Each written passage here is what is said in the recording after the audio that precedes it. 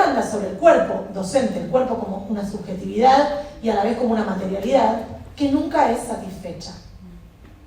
Les diría, si ya llegaron al punto de entender que no hay nada que va a evitar que tengan reuniones con familias, si ya llegaron a ese punto, están como en un punto positivo, porque ya saben que no hay nada que puedan hacer. Este año no voy a entrar en conflictos con las familias. Este año no pasó. Pero no pasó, no por nosotros. No pasó porque los grupos se conforman de una manera. No pasó porque, en el caso de las pantallas, los dispositivos electrónicos aparecen y no aparecen en distintos grupos de una manera prevalente. Siempre aparece quien tiene la última PlayStation. Tal vez es uno en el grado, o uno entre los 2 grados, o uno entre los 3 grados. Quien tiene la última de ese subgrupo, que puede ser una PlayStation viejísima, remachada, con un alambre, y así, esa persona tiene históricamente un poder diferencial sobre sus compañeros. Históricamente, esto aparece en la investigación desde quien tenía una muñeca o un auto especial. Yo tengo como un trauma, porque yo tenía una compañera que se llamaba Eliana, y todo lo que aparecía se lo compraba. Todo. Y había unos marcadores, todos negros, con la tapa del color que era, y el pilunchito de atrás. No sé si eran Faber-Castell o qué. Yo la odiaba, pero a la vez quería ser su amiga para que me comparta. Todo, o sea, no había tantos juguetes como ahora, pero juguete que salía, se lo compraba. Ella tenía un poder pleno sobre mi persona. O sea, ella me podía decir, lamé el piso y yo no lo hubiera hecho, pero lo hubiera hecho, entienden lo que quiero decir, metafóricamente. Porque hay algo de la forma en la que los vínculos se tejen mediante el consumo que, más allá de que nos indigne, ocurre. Los que tienen un teléfono, los que no tienen teléfono, los que tienen teléfono con chip, los que no tienen teléfono con chip, los que no tienen ningún dispositivo en su casa, los que tienen una computadora del plan Sarmiento de sus hermanos de hace 10 años y apenas anda. Entonces las subgrupalidades, más allá de que nos pese, empiezan a organizarse en relación a lo disponible, ya sea material o simbólico. Puede ser un saber. Recuerdo que cuando estaba haciendo una investigación en 2007, había aparecido en un grado que a 2 nenas no la dejaban ver, el programa del momento, no me acuerdo si era Floricienta o cuál, y esas nenas me decían en una entrevista que se sentían totalmente aisladas, porque todos hablaban de ese programa y ellas no sabían qué decir. Y esto ya lo había visto con chiquititas, cuando hice entrevistas a personas de 20, 30 años, que recordaban no tanto lo que había pasado en Rincón de Luz, que era el hogar de huérfanos, donde saben lo que estoy hablando, ¿no? No tanto lo que pasaba en Rincón de Luz, sino que tenía 2 amigas que no la dejaban ver y no podían participar en las conversaciones. Entonces, la sociabilidad, los vínculos, obviamente que no pasan por las pantallas solamente, pero pasan por los medios de comunicación de masas hace muchísimo tiempo. Porque hoy es la computadora, la Play, el celular, lo que sea que accedan. Yo no estoy diciendo que todos los chicos y chicas acceden. Lo que quiero decir es que la casa del barrio que tiene televisor, que tiene Netflix y tiene una contraseña, también opera de manera diferencial en ese barrio, en ese grupo, en ese espacio. Y esto, si bien no tiene que ver con las infancias, se vio en investigaciones que se hicieron sobre el Mundial Qatar 2022, no sé si sabían, Argentina ganó, sobre cómo se organizaban algunos barrios de sectores populares respecto de dónde se veía mejor la tele. Entonces, vecinos que abrían o no las puertas de sus casas para que vean el Mundial y que no se vea tan mal la imagen, etc. Es decir, los consumos culturales y los dispositivos electrónicos son variables intervinientes en la sociabilidad de adultos y de niños, niñas y adolescentes. Esto no es lo que a mí me parece, no es lo que yo opino, no es mi opinión, no. Esto es lo que ocurre y lo que se ve en la investigación, que es la manera en la que las infancias y las adolescencias tejen sus vínculos de manera presencial y no presencial de forma simultánea. Y tiende a ser complementario el vínculo, no tiende a ser disruptivo. Unas primeras investigaciones en el año 2000 se decía que había chicos y chicas que se vinculaban de manera virtual con quienes no se vinculaban de manera presencial. Esto se ve cada vez menos en la investigación nacional, regional e internacional. Es decir, los vínculos online tienden a reforzar los vínculos presenciales o viceversa, pero no aparece estos emergentes de, y se armó un grupo de chicos que no se hablan en la escuela porque jugaban al Fortnite, porque jugaban al League of Legends, porque jugaban a... Digamos, el proceso es inverso. Primero son amigos y luego juegan, o juegan y luego se ve en un correlato en la escuela. Esto tiene que ver también con la fragilidad de los vínculos. Esta es una hipótesis sí personal, que tiene que ver con la dificultad de sostener distintas tipologías de vínculos en distintos espacios. Es mucho más cómodo saber que con estos 6 te llevas online y offline. Y acá aparece otro factor que también es interesante para tomar en cuenta como gran diagnóstico de lo que vamos a ir trabajando, que es la posibilidad o no de tener un dispositivo individual.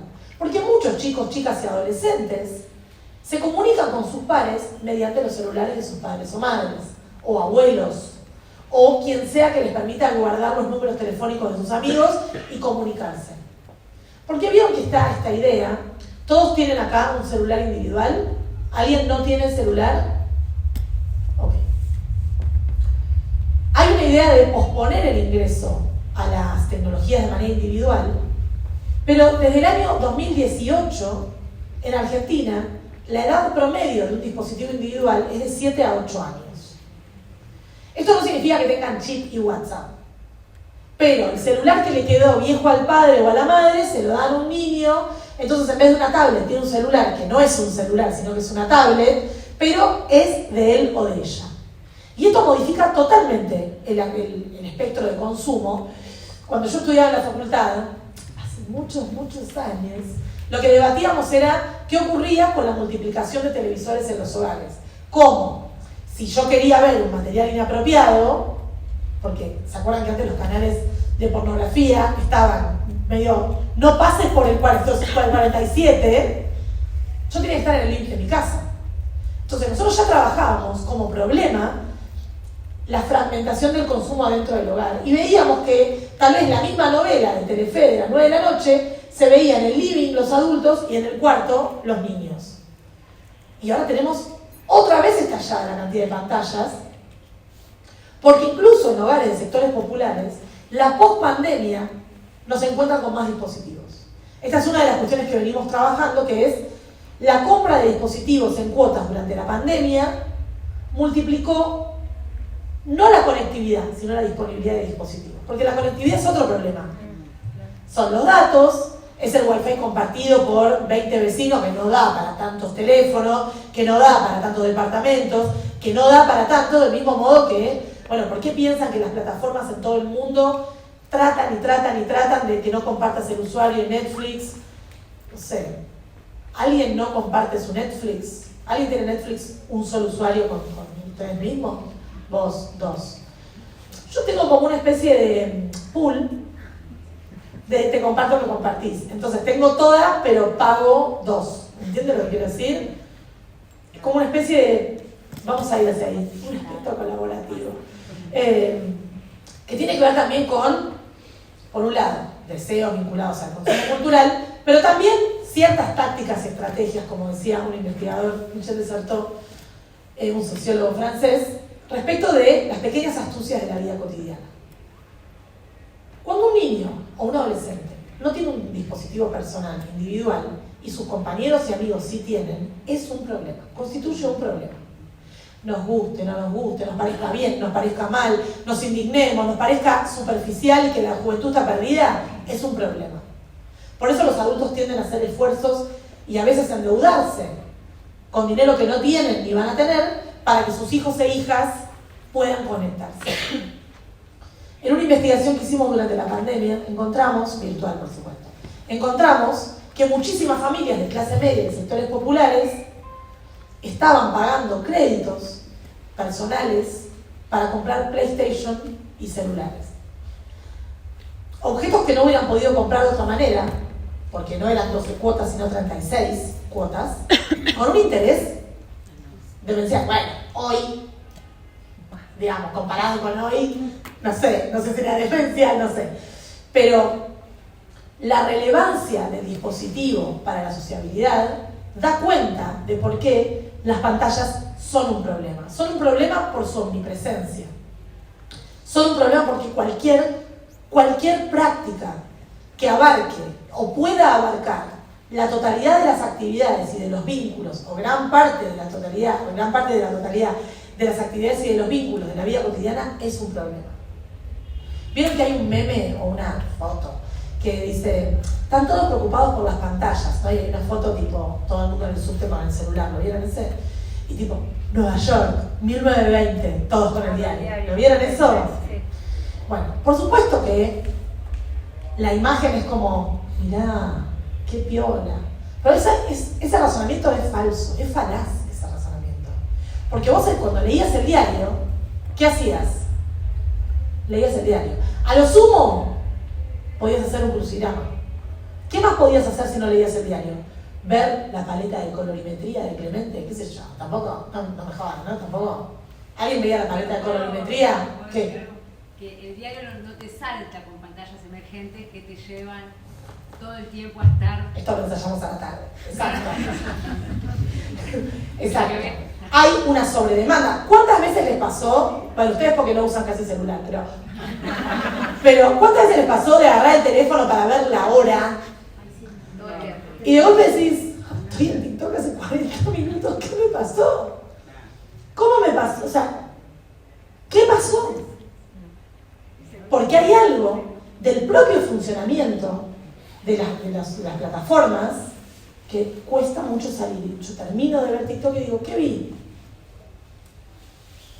No me acuerdo mucho. Y por supuesto después me castigo, después pienso, reflexiono. Ahora, ¿cómo no van a entretenerse y cómo no van a tener dificultad de cortar este flujo comunicativo los niños, niñas y adolescentes si nosotros estamos a veces agarrando el celular? Che, el Meet de mañana era a las 10 o a las 11.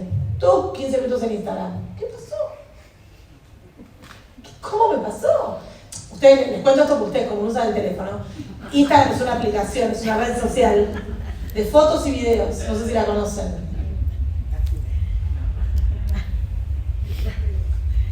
Entre las cuestiones que ustedes mencionaron como problema, obviamente que hay un montón más, pero yo seleccioné algunas porque vieron que el que da la charla un poco elige. ¿Te generó un problema? Sí, en un segundo año tengo chicos que no pueden parar de jugar en las horas de clase. Esa fui yo.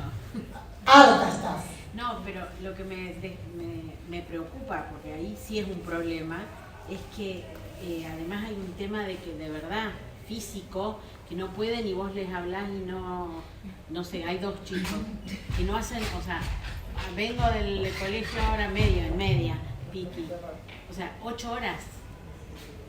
Lo que pasa, yo te voy a contar algo que no estás entendiendo. Que hay juegos que se juegan en tiempo real y de verdad que si se desconectan, Pierden. claro, yo he dado un montón de charlas para grupos de madres y padres en escuelas y todo, y lo primero que les decía cuando esto era un problema es tipo, no le desenchufes la Play, porque le arruinás un montón de cosas. Claro.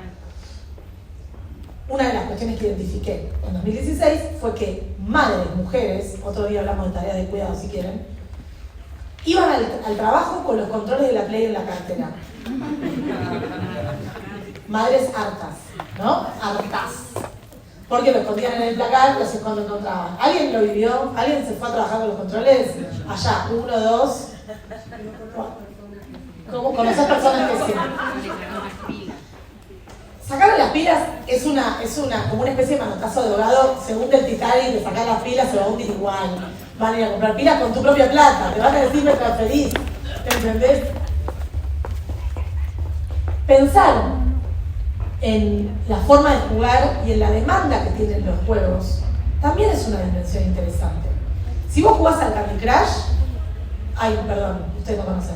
El Candy Crush es un juego de... Si vos no tenés amigos que juegan al Candy Crush, hay niveles que no pueden pasar. Si vos no tenés un amigo que, no sé si quién se acuerda de la naranjita de Facebook, que todos tuvimos ahí en ese consumo de estupefaciente, era una droga, prácticamente. Que si vos querías una madera, le tenías que mandar una madera a un amigo para que ese amigo te mande la madera. Era como una especie de estafa piramidal, pero de Facebook, de granjita. Los más jóvenes no lo saben. Pero era un juego como que, digamos, esta idea bíblica de dar a cambio de que te den, La demanda de los juegos y los videojuegos más sencillos respecto de ¿querés un premio? Entra todos los días. ¿Querés un plus? Entra 2 veces por día. Si llegás a este objetivo, vas a poder no sé qué. Y si siento que el espacio en el que estoy no me interpela, si siento que no tengo ninguna conexión con el espacio, ¿por qué voy a dejar eso? Obvio, hay que dejarlo porque es la escuela, yo estoy de tu lado, te banco. Pero lo que digo es poniéndome del lado de quien enuncia. ¿Y por qué no prestar atención si estoy jugando al jueguito? Pero si nos pasa a nosotros, que en nos pasa a reuniones nosotros. profe yo agarro y no Candy Crush, sino otro que juego ahora, que es lo mismo. O sea, a mí me pasa. No sabes, estás jugando, no me interesa. ¿Qué estás jugando? No sé cómo se llama, es ¿El de las palabras? no, de unas cartas que tenés que juntar tres figuras iguales y no sé. No, Todo el día estoy con no eso. la subestimé, tampoco, es una colega. Bueno, yo hago lo mismo que mis chicos. Muchos chicos, en vez de prestar atención, cuando se dice algo, están abducidos por la pantalla del celular jugando juegos adictivos y poco saludables. Ahí tenemos un montón de juicio también, ¿no? Ahí vamos con eso. Aparece en el aula con la música que escuchan y la información que buscan. Estoy en secundaria, no tengo una secuencia particular, pero sí la falta de atención es una constante. Si no estás palo y palo con actividades, aflojás un segundo, después cuesta retomar. Creo que más allá de la presencia de las pantallas, hay una marca de época que pasa por las atenciones cada vez más fragmentadas. Que usen el celular sin fines pedagógicos como problema, distraen la atención y no permite el vínculo personal entre estudiantes, se convierte en una presencialidad virtual. Todo esto me parece muy interesante, obviamente eran más respuestas, pero yo seleccioné algunas que sintetizaban la idea de distracción, apareció muchísimo. Y también, no solamente tenemos que visibilizar nuestra propia relación con los dispositivos de manera cotidiana y transversal, sino también visibilizar qué pensamos de estos chicos, chicas, que nos rodean y su uso de las pantallas. Porque también hay algo que no podemos evitar, que es el juicio. Y tal vez ustedes están diciendo, yo no tengo prejuicios. Todos tenemos prejuicios. Necesitamos prejuicios para vivir. Y hay algo de la idea no saludable, ¿no? Que yo entiendo, porque obviamente, si alguien te dice que está leyendo algo en Wattpad, ¿no? La aplicación, no sé si la conocen en serio, de la que están saliendo gran parte de los libros bestsellers del mundo, de la literatura infantil y juvenil, en la Feria del Libro, la última, gran parte de las grandes editoriales y librerías está orientada a los libros juveniles de Wattpad, que es una aplicación que empezó de manera colaborativa. Vos podías entrar a escribir cualquier cuento, cualquier libro y lo leías. Entonces, obviamente, un chico te dice, ¿qué estás haciendo con el teléfono? Estoy leyendo un libro. ¿Qué estás haciendo con el teléfono? Estoy jugando al Candy Crush. ¿Qué estás haciendo con el teléfono? Estoy jugando Plantas vs Zombies. ¿Qué estás haciendo con el teléfono? Tarea. Todas las respuestas son posibles para cualquier chico, chica, adolescente en cualquier día de la semana, ¿cierto? No todas nos parecen lo mismo. Porque el que está jugando Plantas vs Zombies tiene la tarea al día, le decimos, anda a hacer algo productivo. Pero yo hice la tarea. Sí, pero estás ahí tirado. No, profe, que terminé. Entonces agarré el teléfono porque terminé. ¿Qué le decimos? El sábado no dormí y te preparé unos ejercicios especiales para que no agarres el teléfono. No, agarré el teléfono, porque la cotidianidad del aula lo que nos indica es que hay un ritmo promedio de realización y solución de cualquier ejercicio, y hay algunos que les va a tardar más tiempo y otros que lo van a hacer mucho más rápido. ¿En esto estamos de acuerdo? Entonces, como no hay un promedio exacto, salvo un examen, que ahí todos terminan, o sea, pueden terminar antes, pero el tiempo termina de manera estandarizada para todos. El problema también es nuestra mirada. Y nuestra mirada interviene muchísimo, porque por un lado está la idea de que la tarea docente está desvalorizada, ¿no? Y si hablamos con docentes que están en las puertas de la jubilación, muchos de ellos y ellas van a decir, ahora no es como antes, había más respeto, había más esto, había otras cosas que no estaban buenas tampoco, ¿no? Porque siempre está esta idea de recordar el pasado sin espinas. Uso siempre esta metáfora, ¿no? Uso esta idea de, qué sé yo, ¿estábamos de acuerdo que le peguen con una regla a un pibe que era zurdo? No sé, ¿estábamos de acuerdo con las suspensiones y las sanciones disciplinares frente a cualquier hecho solamente porque, no sé, nos parece bien el método de repetir? Mi mamá me mima, yo encontré mi cuaderno de jardín de primaria y tengo, mi mamá me mima, realmente lo tengo real, es una verdad lo que estoy diciendo. El recuerdo del pasado, como un pasado idílico, como un pasado arcaico, sin problemas y sin temas, lo que demuestra la investigación educativa es que es falso. Nunca fue tan difícil ser docente con las pantallas. Cada época tuvo sus desafíos para la docencia. Y en cada época se vivió como un desafío que no había tenido la generación anterior y suponía un desafío enorme para los docentes y las docentes. Pensar que vivimos una época excepcional, de difícil para la docencia, yo creo que es injusto con las que van a venir después. Porque se viene algo más complejo. Porque mis estudiantes prepandemia no son los mismos de ahora. Pero los de dentro de 2 años no van a ser los mismos que los de ahora. ¿Estoy diciendo para peor o para mejor? No. Estoy diciendo distintos. Son desafíos distintos. La aparición de la música en el aula es uno de los ejemplos que dejé para entender cómo un emergente a tratar son los consumos culturales de los chicos y chicas. Justo ayer estuve revisando uno de los temas que están en los rankings de Spotify, los más escuchados. El más tranquilo de todos dice mami tu culo, mami tu culo, mami tu culo. El más tranquilo. El resto habla directamente de un acto sexual en su plenitud completo. Eso tiene una coreografía en TikTok. Eso es tendencia. Eso lo hacen chicos menores de 13 años en TikTok y lo bailan y lo cantan. Oye tú, oye dame tu cosa, dame eso. Lo estoy cantando mal a propósito con la canción, yo también la sé. Pero por ejemplo, la canción esa de te estás portando mal, serás castigada. Te encerran en el cuarto hasta la madrugada. Bueno, no sé, un consentimiento, no sé, ¿quién me castiga? ¿Sos mi mamá, sos mi maestra, sos mi papá, sos mi pareja? Eso también constituye un problema. Pero también era un problema cuando cantábamos las cosas de los decadentes. O sea, no sé si conocen los auténticos decadentes. Pero también cantábamos barbaridades. Entonces, pensar que tenemos una época excepcional por el desafío que nos plantea las pantallas es falso. Cada época es excepcional porque cada contexto histórico presenta otros desafíos. Ay, pero estás igualando la pandemia con... No, la pandemia, banquemos que fue excepcional. O sea, la falta de presencialidad escolar fue excepcional. Literalmente excepcional. Lo que nos permite ver este relevamiento de problemas tiene que ver con qué herramientas, les pregunté, piensan que son útiles. Alguien puso, harto o harta, sería bueno que la escuela restrinja el acceso a videojuegos, como una especie de Matrix, sería hermoso esto, ¿no? Como una Matrix que solo impide el Wi-Fi para videojuegos.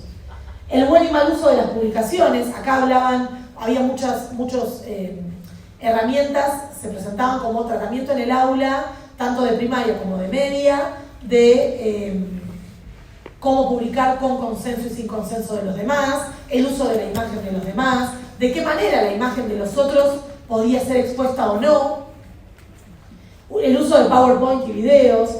Alguien dijo, me encantó, por eso lo puse, pensar cómo podemos usar las pantallas con fines comunitarios y no solamente pedagógicos, una idea no solamente utilitaria. ¿Cómo podemos construir comunidades? Aparece nuevamente la idea esa de palo y palo, que no podemos aflojar como si fuésemos animadores de cumpleaños para que ninguno se distraiga, como una especie de sketch, otro sketch, otro sketch, otro sketch. Y alguien pone una lista de páginas con recursos audiovisuales, etcétera, etcétera. Ahora bien, ¿qué podemos hacer en este contexto? Lo que tenemos claro es que no hay una solución mágica, universal ni generalizable. ¿Por qué? Porque cada uno de ustedes trabaja en 1, 2 o 3 escuelas que son totalmente distintas entre sí. ¿Estamos de acuerdo con esto? De hecho, muchos docentes que tienen el mismo grado o la misma materia en distintas escuelas con el mismo diseño curricular no pueden dar las mismas clases, ni usar los mismos recursos, ni dar las mismas secuencias didácticas. ¿Por qué? Porque son contextos distintos. No estoy diciendo que sea mejor o peor, son contextos distintos. Hasta inclusive la misma escuela. La misma escuela a la mañana y a la tarde. Sí, Está de muy bien un año a comparación. otro, digamos, depende de los grupos. Porque no tiene que ver con los... Tenemos que pensar lo siguiente. La escuela tiene un nivel de azar y de casualidad.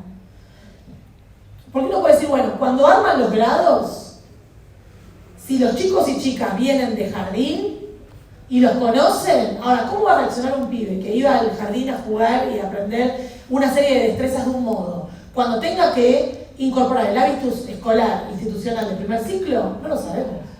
Lo mismo ocurre con la secundaria, o sea, los grupos también tienen una especie de imprevisibilidad que tiene que ver con cómo se agrupan esas personas que individualmente son de un modo, pero que grupalmente son de otros. En eso estamos de acuerdo, ¿no? ¿O no? Un poco sí, un poco no.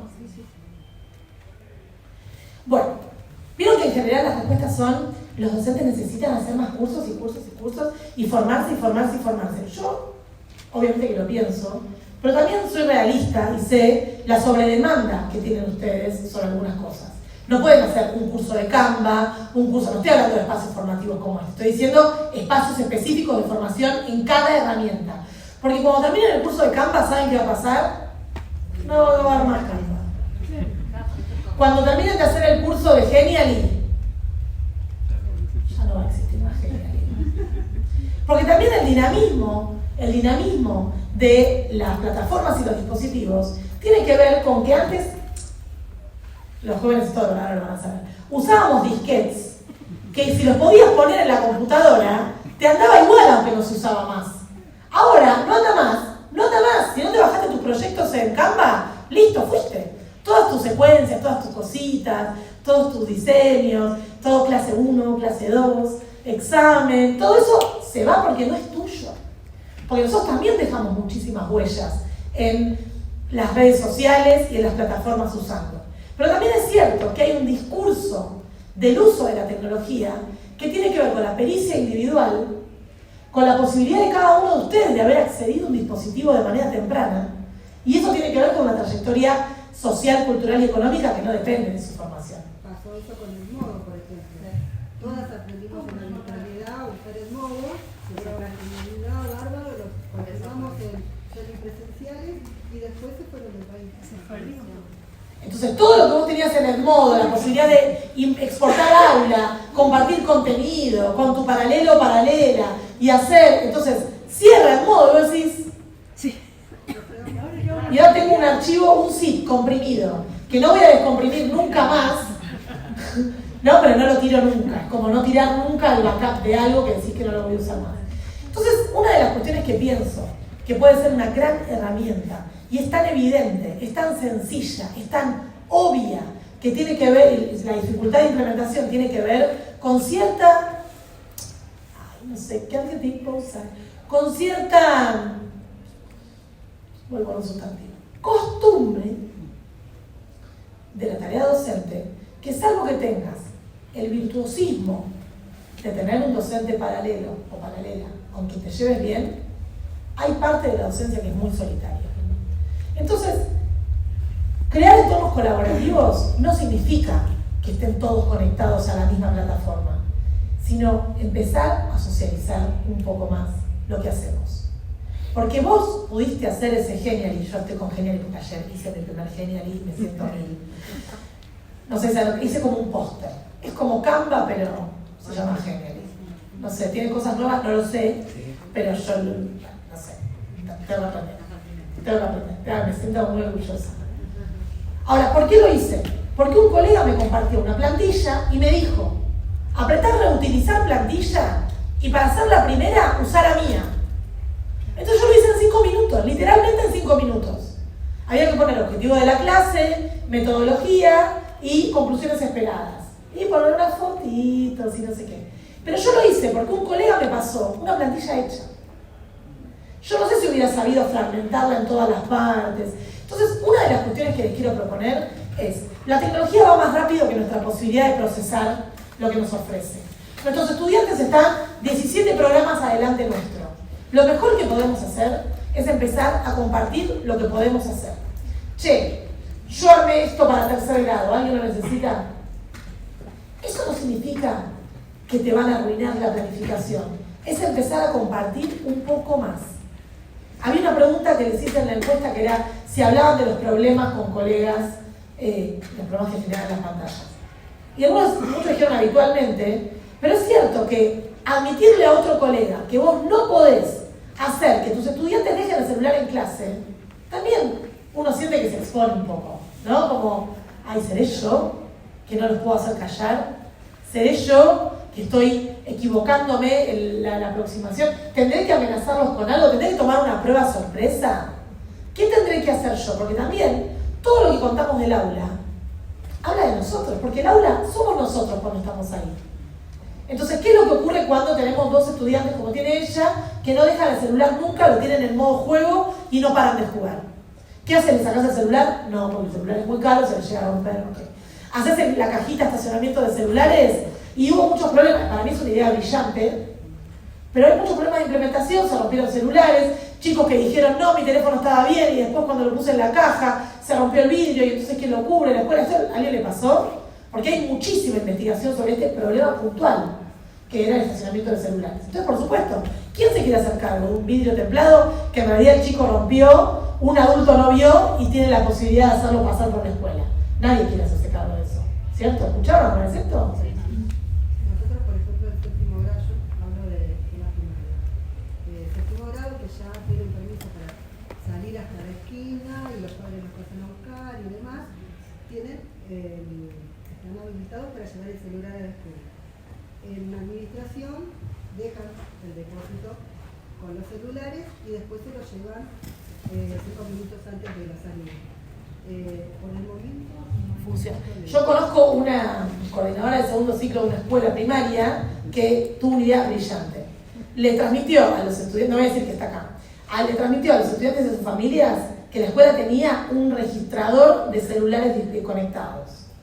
Entonces que lo podían llevar, porque se iban solos muchos, pero que iban asaltando los celulares conectados en una red imaginaria. Brillante la idea. ¿De verdad? De Leticia. Entonces lo que pasaba era como... Tengo 11 dispositivos prendidos. No es el mío, lo voy a apagar. Hay un Samsung A3 prendido. Lo voy a apagar. Claro, por eso el Bluetooth iba viendo los dispositivos. Claro, hiciste la pileta. Algo así. Obviamente que hace falta una construcción mínima de la comunidad educativa que lo sostenga. Claro. Porque se rompe la burbuja y se rompe todo. Pero digo, hay estrategias para compartir que están buenas. A mí me parece brillante la de que la escuela tiene una red que identifica los celulares con el no es espectacular. Lo sigo diciendo. Me siguen creyendo. Me siguen creyendo, claro.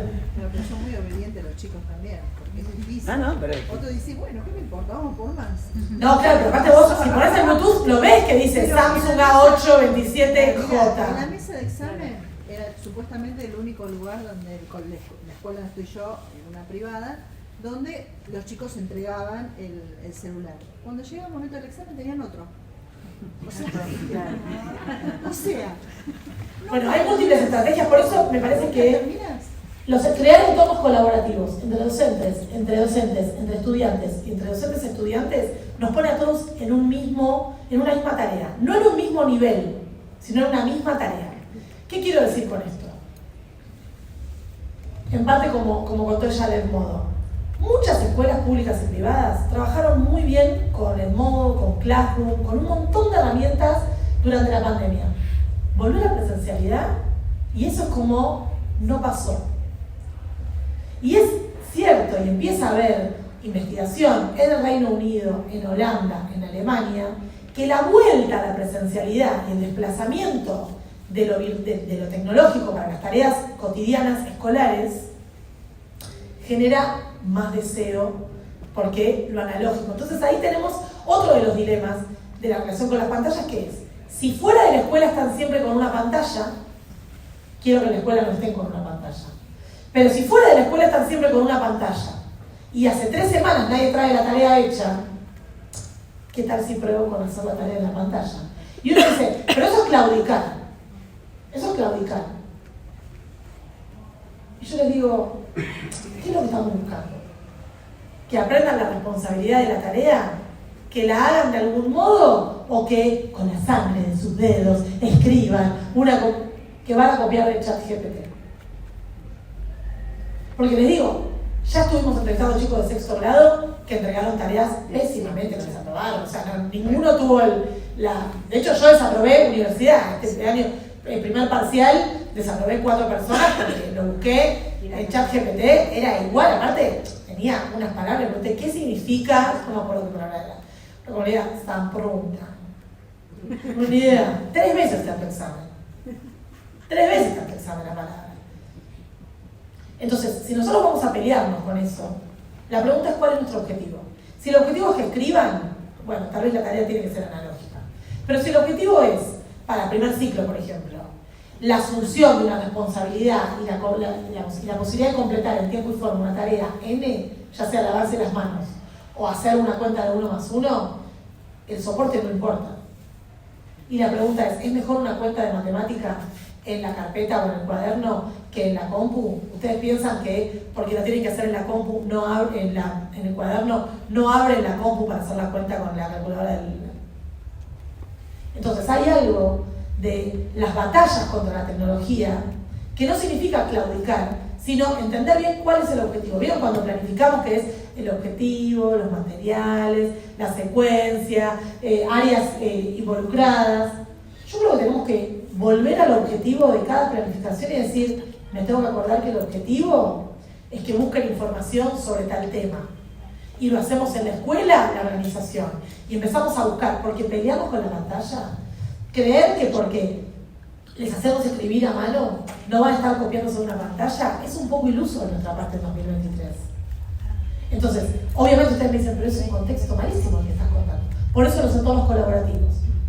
Hacer trabajos en los que tal vez estemos como usuarios en un documento de Google, que vayamos viendo cómo lo hacen, que veamos si de golpe aparece un texto enorme copiado y pegado, poner algún comentario de qué significa esta palabra, hacer que ellos trabajen entre sí también de manera colaborativa y empezar a compartir temas y problemas, empezar a compartir qué nos pasa en el aula, porque lo que ocurre finalmente es que cuando hablas con todos ustedes que vienen acá o con cada uno de ustedes individualmente, las problemáticas son transversales y muy parecidas. No digo en una escuela con X población y con otra, digo dentro de escuelas parecidas entre sí a nivel poblacional, trayectorias, cantidad de estudiantes y demás. A mí también. Hablar de los problemas de la práctica docente es una clave que ha sido desplazada porque la idea es que el docente, la docente, frente al curso, tenía que saber resolver. ¿Y qué sabemos resolver? Yo no esperaba los alumnos que tengo hoy con las problemáticas que tengo hoy en la universidad. Yo cuando daba clase en la primaria, tal vez tenía problemáticas que yo no estaba preparada para abordar como profesora de inglés. Sería mi mamá me pega. Y ahora todo un protocolo, pero cuando yo era docente a los 20 y pico, no había un protocolo tan estructurado de hay que hablar con ella, hay que hacer un acta, hay que hacer, bueno, qué sé yo, acá dice que hay que ver si le pegan de verdad. Vieron que había otra cabeza. Yo tenía una docente que me maltrataba de manera directa, no me pegó nunca, pero me maltrataba, me hostigaba, lo que podríamos decir bullying, todo un año. Mi palabra contra la de ella, yo tenía 10 años, ¿quién me va a creer? Hoy es distinto, ¿o no? Es distinto, a veces pasado de rosca, es distinto, a veces no. Ahora, hay una demanda sobre las escuelas, sobre los docentes, que si los docentes no empiezan a colaborar y a buscar alternativas, yo no estoy diciendo tienen que ponerse a estudiar, no estoy hablando de Google Docs, estoy hablando de un documento colaborativo que permita ver un poco cómo trabajan, que los espacios que los chicos y las chicas reconocen como más familiares también sean parte de las planificaciones y de las proyecciones. Ver cómo trabajan en equipo, ver qué pueden hacer ahí. ¿Por qué nos olvidamos de los dispositivos electrónicos y de las pantallas cuando termina la pandemia? Porque estuvimos hartos de las pantallas. Yo los entiendo. Yo di 4.000 horas de clase por semana virtual, tenía los ojos rojos de dar clase. Pero ahora tenemos que entender que son estos chicos que recibimos que pasaron mucho tiempo solos y solas con un dispositivo o queriendo tener uno sin tener. Involucrar a las familias. Si ni miran el cuaderno de comunicaciones, van a decir ustedes, lo entiendo. Pero no solamente desde la sanción o desde la llamada de atención, sino hacer que sean parte del aula. Yo sé que esto es re polémico lo que voy a decir, pero a veces me imagino cómo sería si existieran en las escuelas una posibilidad de que algunos padres vean por la ventana un día normal de clase. ¿Vieron cuando terminan las clases? Bueno, no sé si tienen Twitter, pero en Twitter aparecen estos mensajes. Un abrazo, o para el día del maestro o maestra. Un abrazo a los docentes, que es increíble cómo eligen todos los días la locura de estar con 30 pibes. Imagínense si los padres y madres pudieran asomarse. No digo entrar al aula porque la conducta cambiaría por la presencia de los adultos. Pero imagínense si pudieran, ¿qué piensan que pensarían? Ese era mi hijo. Yo no lo puedo creer, ese era mi hijo, esa era mi hija. No lo puedo creer. ¿Cuáles son los mecanismos para hacer a la familia parte del aula? Eso va a depender de cada institución. Pero yo creo que esta idea de que yo dejo a los chicos en la escuela, ocúpense, tiene que desarmarse. Porque nosotros sabemos, todos sabemos, que cuando chao, ma, chao, y como que se cae una careta, para bien o para mal estoy diciendo, no estoy diciendo siempre para mal, que tiene que ver con agrupamientos, vínculos, pertenencias, grupos, que esto existía de antes. Por eso no creo que, salvo la sobreexposición a la pantalla, haya ninguna novedad en el horizonte. Pero antes era la discusión con la tele, antes era la discusión con que no volvían del potrero. Quiero decir, siempre hubo objetos de deseo que acaparaban la atención de los chicos, chicas y adolescentes más horas de las que pensamos que eran saludables. ¿Por qué decimos, ay, pero, ¿sabes qué? Yo, no sé, mi papá me decía que llegaba de la escuela al mediodía, comía, y se iba tipo al potrero, a la canchita del barrio, y volvía a las 8 de la noche. 8 de la noche. Hoy te sacan la tenencia si vos dejas un pibe 7 horas en el espacio público. En la vereda. Merendaba, no merendaba, había autos, no había autos, alguien lo veía, tenía tarea de la escuela, hacía la tarea de la escuela, alguien se sentaba. Entonces, esta idea de antes la cosa sana, el aire libre, la felicidad, ¿qué estamos diciendo? Tiene que haber un punto intermedio igual. Lo que quiero decir es, sí, con respecto a eso, obvio. que algo que para mí es una inquietud, que todavía no encuentro como una respuesta, no sé si tiene que ver también con que todavía no pudimos ponernos quizás a tiro, como sociedad a la altura de los avances tecnológicos caudalosos que hubo, y por ahí ni familia ni sociedad, yo también tengo un hijo, ya es grande, pero también me pasó, no sentirme con las herramientas para educar a alguien en las redes sociales, que es un espacio que diversifica mucho la exposición del niño. O sea, hay chicos, mis sobrinos tienen Facebook, yo ahora con la edad que tengo, yo no dejaría que tuvieran Con la edad que Facebook, tengo. niños, porque me podés controlar ¿a quiénes se exponen todo el tiempo? Bueno, una de las cosas que rompe las tecnologías es la secuencialidad del acceso a los conocimientos. De Google, no estoy diciendo Facebook. O sea, rompe la secuencialidad. Cualquier chico alfabetizado, primer ciclo, que pone la palabra teta en Google, entró a todo. A todo. Los capítulos estos de Peppa Pig, ¿saben? El issue Peppa Pig lo saben, ¿no? Bueno, ¿saben cuál es? ¿Saben? ¿No? Hay capítulos de Peppa Pig que están doblados, los dan de baja y de alta todo el tiempo en vueltas distintas, están doblados, en vez de tipo, oye papá cerdito, vamos un día de campo, dicen, oye papá cerdito, ¿te has traído la droga? Sí, qué rica la droga, la cocaína. Entonces bueno, alguien lo denuncia, lo dan de baja, entonces vos mirás de lejos y tu pibe está mirando Peppa Pig, no problema, ¿no? Tal vez ni siquiera el chico se da cuenta que está escuchando algo disonante, porque veo que hay también una cadencia de los programas. Yo me acuerdo que había en una época, mi hija era chica, 5 años, 4 años, hace 10 años, una cosa así, estaba viendo un programa de televisión de vegetales. Ay, qué lindo. Y hablaba del tomate, y hablaba del pepino, y hablaba de la zanahoria, de dibujitos animados. Y de golpe, presto atención y dice, como dice Job, Dios trajo al mundo. Era un programa bíblico. O sea, tenía cada capítulo una moraleja bíblica al final del Nuevo y Viejo Testamento, Veggie Tales. Yo me quedé estupefactada, porque lo que digo es, de casualidad presta atención.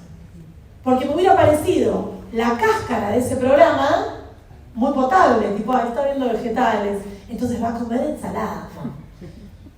Entonces, hay como un acceso anticipado a los contenidos, y ese para mí es el gran problema. No es la sobreexposición. El problema es mi opinión esto, la exposición a contenidos no secuenciados adecuadamente. ¿Qué es adecuadamente? No lo sé. Pero que un chico de 7 años pueda ver pornografía del mismo modo que ve Peppa Pig en YouTube, me parece un problema. La sobreexposición, ya teníamos el problema con la televisión, ya teníamos el problema con la lectura, ya teníamos el problema con el deporte. O el potrero o estar girando en la calle con los pibes. También pasa con anime, por ejemplo, todo dice, los chicos se enganchan, los adolescentes también con anime, hay anime pornográfico. Hay anime pornográfico. Y no estoy diciendo ni que me parezca bien ni mal la pornografía, o sea, no tengo opinión, cada uno lo que quiera, pero a los 6 años me parece un problema. ¿Por qué? Porque el consumo cultural contemporáneo tiene una unidad de medida que es el sujeto. No es ni la familia, ni los hermanos, ni nada. Por eso, involucrar a las familias es una tarea. Y los recursos disponibles, dijimos Genially, TikTok, yo preparo clases, usamos TikToks.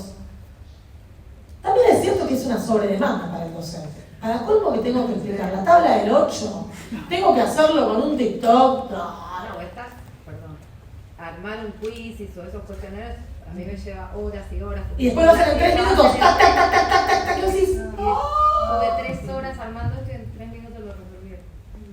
Y la pregunta es, ¿tenemos alguna garantía de que con ese quiz aprendan más o mejor que antes? No, pero hay una demanda. Hay una demanda. Por eso la idea de construir entornos docentes colaborativos tiene esta idea de que si vos te pasaste 3 horas, le pases a alguien y que alguien te pase a vos otra cosa que le tardó 3 horas. Porque la sobredemanda y el cansancio son muy grandes. Entonces, hay una demanda de la comunidad educativa por innovación que no necesariamente se traduce en mejor aprendizaje, lo sabemos. Pero que si nosotros empezamos a hacer cosas que nos llevan 3 horas y lo dejas en tu computadora, murió ahí, a lo sumo lo usás al año siguiente o te olvidas. Pero si vos tenés una comunidad en donde vos podés compartir recursos y ponés, yo esto lo usé para 6º grado de Ciudad Autónoma de Buenos Aires, y entrás a ese mismo lugar y podés bajar un recurso que una colega o un colega hizo y le funcionó con 7º que tenés este año, y construir un entorno colaborativo frente a la sobredemanda y a la velocidad en la que avanzan las plataformas, tal vez es un poco más amable. Yo me acuerdo cuando daba clase en una escuela primaria que me dieron una carpeta así de fotocopias que para mí venían de la era mesozoica, porque vieron la fotocopia es peor que la fotocopia de texto. Entonces me dijeron, sacad acá lo que quieras. Que en realidad lo único malo era la calidad de las fotocopias, pero que los ejercicios que yo necesitaba estaban todos ahí.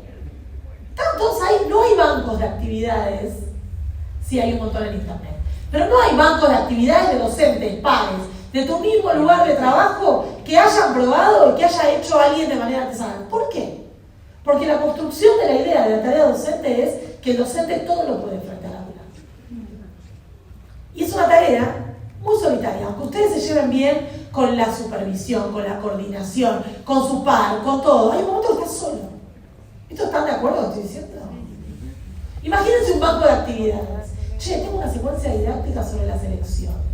¿Alguien entiende? Ay, yo hice una buenísima, te la paso. Bueno, te paso una de matemática, vos me pasas. Empezar a pensar un poco más como comunidad. Porque eso también nos va a fortalecer. Cuando cada X tiempo empiezan a bardear a los docentes y a las docentes en redes sociales, en los medios. Entonces, siempre estar organizados comunitariamente es una fortaleza. No estoy hablando, hagan lo que quieran con esto, no estoy hablando solamente de agremiarse, estoy diciendo los colegas de tu distrito, los colegas con los que te formaste, los amigos del profesorado, los amigos de lo que sea que te permita sostener tu tarea cotidiana de una manera individual pero no solitaria. Entonces, ¿cuáles son algunas de las conclusiones posibles? En primer lugar, que la comunicación es la clave. La comunicación con los pares, la comunicación con nuestros estudiantes, la comunicación con las familias, la comunicación. ¿Con quién podemos hablar de lo harto que estamos, que no puedo hacer que estos pibes dejen el celular en clase? ¿Alguien puede ayudarme? ¿Alguien puede darme una idea a ella que no haya tenido? ¿Que ustedes hayan usado y haya funcionado? Yo estoy segura de que sí. Segura de que sí. Hoy pasó con ese grupo, pero hoy, después de 7 meses de clase, en un taller interarial, que estamos haciendo unas máscaras en plástica, tenemos francés, música, plástica, y estuvieron 2 horas de 45 minutos sin celular, porque empezamos a hacer unas máscaras y en un momento pusimos música y nadie usó el celular, o sea, nadie. Bueno, hay algo ahí, por supuesto que no se puede vivir de la plástica, No, que no se puede hacer todo el tiempo actividad, porque, como dije, no somos payasos, pero hay momentos en los que decimos, entonces frente a determinados contextos hay un cambio de conducta. La lectura del contexto. Si nosotros pensamos que frente a cualquier demanda la respuesta es la misma, estamos equivocados. La lectura de los contextos supone que en el diseño curricular que tenés a comienzo del año, la distancia, expectativa y realidad en cada escuela, en cada grado, en cada división va a ser distinta. Y eso no tiene que ver ni con tu pericia, ni con nada, porque ya sabemos que hubo un montón de personas, hay todavía, un montón de docentes que dicen, yo voy a llegar, y después llegan y los pibes no aprendieron nada, porque era una carrera del docente contra el diseño curricular en realidad. Y la pregunta es, ¿qué es lo que queremos? ¿Qué queremos? ¿Decir que tuvieron más horas de matemática? ¿O queremos que los pibes entiendan 2 por 2, 4? Y, nuevamente, volvemos a la jerarquización del objetivo de la actividad. ¿Cuál es mi objetivo? Y bueno, lamentablemente, la tabla del 8 yo la aprendí no hace tanto. Ahora, la pregunta es, yo no tuve ningún recurso en toda mi formación que me permitiera consolidar la tabla del 8 hasta que fui madre y tuve que ser con mi hija 8 por 1, 8 por 2, 8 por 3. Y ahí la pregunta es, entonces, ¿el objetivo cuál fue? Me acuerdo de mi mamá gritándome, 8 por 7, 8 por 7, sí, pues dice, 8 por 7, 8 por 7. Y encuentro en la forma de dividir que hay hoy, acá había un camino. Claro, por 10, por 5, claro, lo vas desarmando. Entonces, cada momento histórico presenta nuevas herramientas para nuevos desafíos.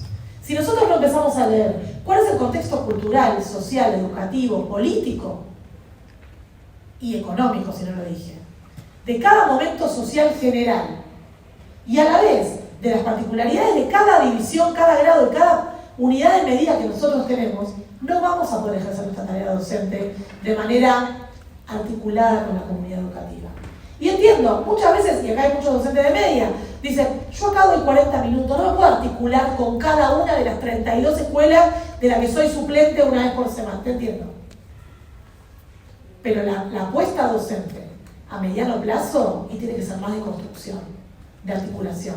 Y si no tenemos un cargo fijo y vamos pasando, y tal vez tener una comunidad de pares, es una buena herramienta. Porque el tratamiento de las pantallas y los problemas que emergen a través, contra y sobre las pantallas en el aula no van a mejorar. Lo que tenemos que hacer es buscar cómo podemos hacer para canalizar, ordenar, jerarquizar, dar tiempo, dar lugar a los consumos culturales de los niños, niñas y adolescentes, aunque esa música nos parezca una porquería. ¿Qué están escuchando? ¿Cómo me acerco? ¿Me acerco diciendo que Duki es un boludo que no entiendo nada de lo que canta? O bueno, uno pone la profe, otro ponen ustedes. ¿No hacemos más eso? Y finalmente, comprender los emergentes. Ese chico que está en la escuela, que alguien le comparte los datos, o puede tener wifi porque hay un wifi del restaurante de enfrente que le descubrieron el wifi, y no tiene wifi en la casa, no va a dejar el teléfono en la escuela. Porque es el único momento que tiene de conectividad, el único que tiene para jugar, el único tiempo que tiene para después poder participar en todas las conversaciones que tiene con sus compañeros. Por eso, por supuesto, cuando el colega decía, es un problema para mí, las pantallas, cualquier problemática social que atraviese las infancias y adolescencias es un problema nuestro. Porque la escuela, ya sabemos, no es solamente para aprender matemáticas, lenguas sociales naturales y todas las materias y áreas de la escuela media. La escuela es un espacio de formación social, vincular, de ciudadanía, en la que los mismos emergentes que aparecen en casa, en una plaza, en la casa de la abuela o en cualquier espacio van a aparecer. No te puedo creer que Toby se colgó del ventilador. Yo no lo puedo creer. Dale, Marta. ¿Vos qué me querés decir? ¿Que no te lo veías venir? ¿Que no lo esperabas? ¿Que nunca viste la posibilidad de una conducta de este tipo? Es la 4ª vez que te llamo. Entonces nosotros tenemos que entender que así como muchas veces en las casas no hay un registro de lo que pasa, nosotros no podemos prescindir de este registro. Y sí creo, y con esto cierro porque nos tenemos que ir, que el problema, como dije antes, tiene que ver con el acceso sin una curaduría. Porque pensar en niños y niñas que pasan mucho tiempo solos en sus casas, con dispositivos, pero que están entrando a páginas que los profesores y docentes recomendaron, haciendo ejercicio de alfabetización toda la tarde, no nos parece tan mal. Tenemos medio un doble estándar. Si nosotros tenemos un estudiante que nos dice que pasó todo el día jugando al ajedrez online, pero si jugó al League of Legends y mató un montón de gente, ¿cómo está abandonado este chico? Porque tenemos un doble estándar. Porque dije antes que no teníamos prejuicios, ustedes todos decimos, pero todos tenemos prejuicios. Entonces, empezar a visibilizar que por supuesto las pantallas constituyen un problema, pero que nuestra mirada y la individualización de la práctica docente también lo son.